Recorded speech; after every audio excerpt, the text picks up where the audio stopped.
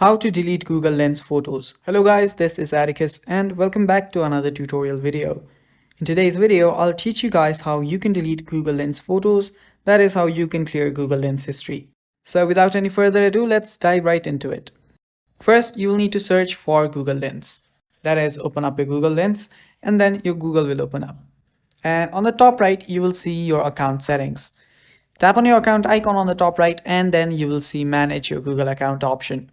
Tap on it. So after you're here, head over to data and privacy.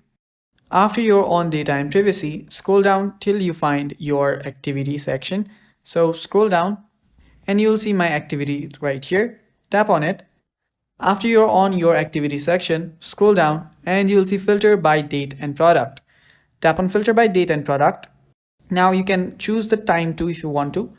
And here I'll just select Google Lens. Now search for Google Lens. If you find it, simply tap on it and tap on apply. After you tap on apply, your history of Google Lens will open up. All you need to do to delete the history is you can individually delete it by going to each and every one and tapping on the cross sign on the top right. If not, you can tap on delete results altogether and tap on delete.